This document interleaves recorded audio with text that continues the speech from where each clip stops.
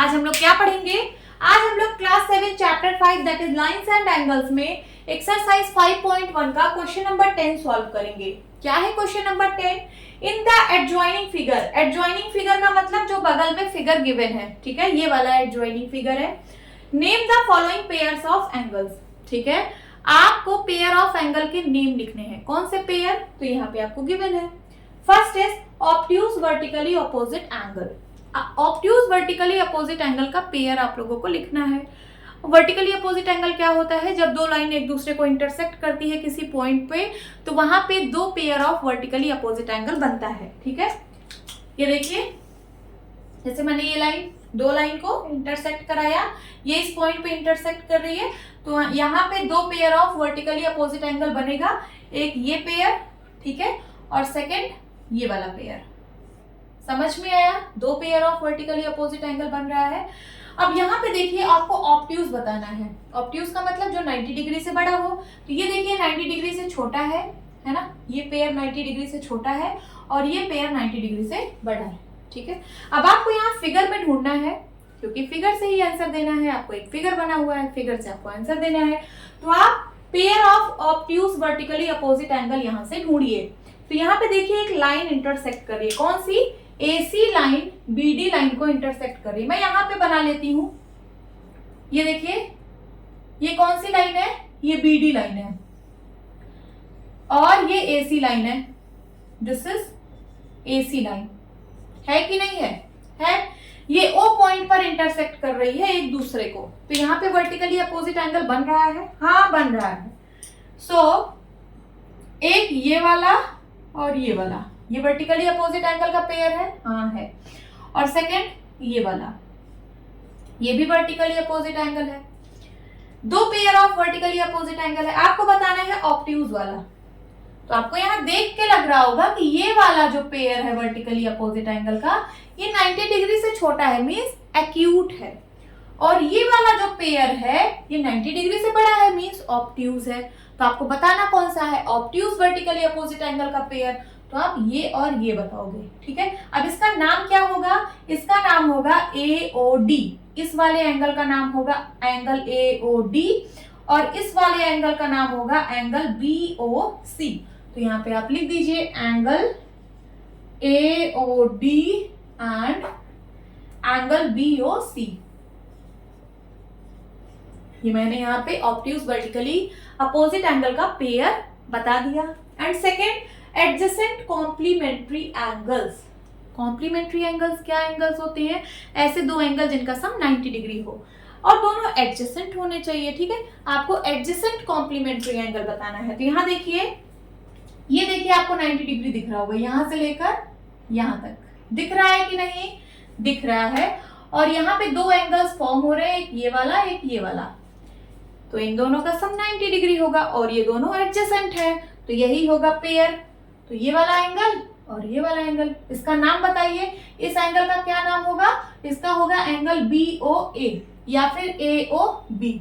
आपको जो ठीक लगे वो लिखिए। एंगल AOB, O बीच में रहेगा, एंगल AOB। और इस एंगल का क्या नाम होगा? इसका होगा angle AOE and angle AOE।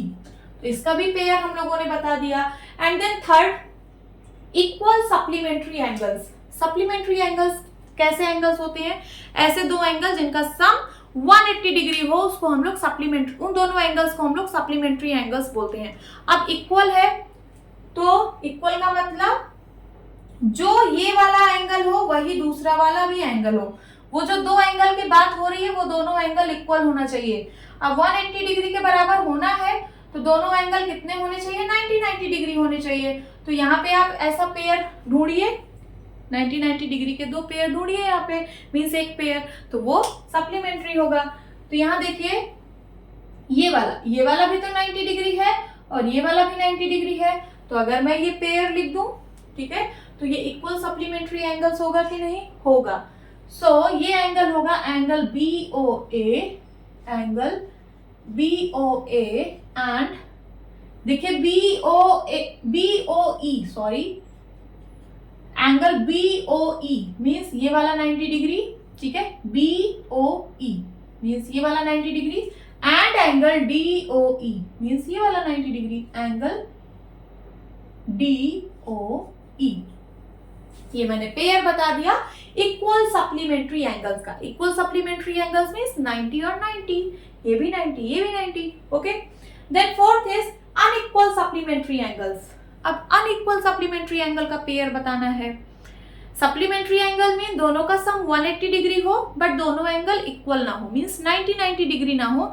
अगर एक 80 डिग्री है तो दूसरा 100 डिग्री हो, कुछ इस तरीके से। अगर पहला 30 डिग्री है तो दूसरा 150 डिग्री हो, इस तरीके से आपको बताना है।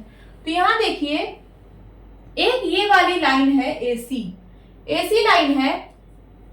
अगर AC लाइन में मैं इस वाले एंगल की बात करूं और इस वाले एंगल की बात करूं, ठीक है, तो इनका सम 180 डिग्री होगा क्योंकि एक स्ट्रेट लाइन पे बना एंगल है, मींस ये दोनों एंगल सप्लीमेंट्री हैं और अनइक्वल भी हैं। अब इस एंगल का मेजर कुछ और होगा और इस एंगल का मेजर कुछ और होगा, दोनों इक्वल नहीं है। तो आप यही पेयर बता दीजिए, क्या हो जाएगा? एंगल AOE, ये वाला angle, angle AOE and angle EOC।